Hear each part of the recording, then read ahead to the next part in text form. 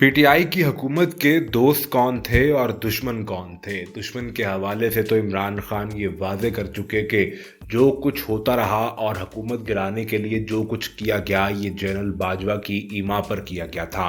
इससे पहले हुकूमत के दौरान भी अपोजिशन को जिस तरीके से टाइट किया जा रहा था वो सिर्फ और सिर्फ जनरल बाजवा की पॉलिसी थी। अलबत्ता इमरान खान के करीबी दोस्त और उनकी काबीना के अहम रुकन जुल्फी बुखारी ने कहा कि सिर्फ इमरान खान की हुकूमत पर जनरल बाजवा ही नहीं बल्कि जनरल फैज़ भी असरअंदाज होते थे और सिर्फ हम फैज़याब नहीं हो रहे थे बल्कि हमें हर तरह उनकी सुननी पड़ती थी। साबिक वज़ीर-ए-आज़म इमरान खान के मामले खुसूसी जुल्फी बुखारी ने कहा कि हमारी हुकूमत में सिर्फ आर्मी चीफ ही नहीं बल्कि आर्मी चीफ के अलावा नंबर 2 भी असर व रसूख रखते थे। सिर्फ आर्मी चीफ नहीं बल्कि जनरल फैज़ हमीद भी हुकूमती मामलात पर असरअंदाज होते थे। उन्होंने कहा कि यह मुमकिन नहीं है कि आर्मी चीफ की सियासत में मुदाखलत हो और ISI सरबराह की ना हो।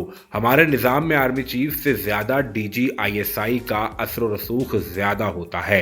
उन्होंने फौज का नाम लिए बगैर कहा कि छोटी छोटी चीज़ों में भी कहीं ना कहीं से उनकी सिफारिशात आ जाती थी।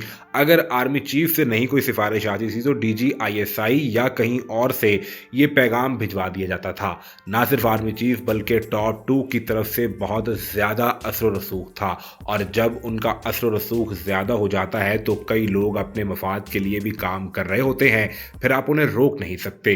जुल्फी बुखारी ने मजीद कहा कि कई बार सोचता था कि एस्टेब्लिशमेंट की हुकूमती मामलात में बहुत ज़्यादा मुदाखलत हो रही है।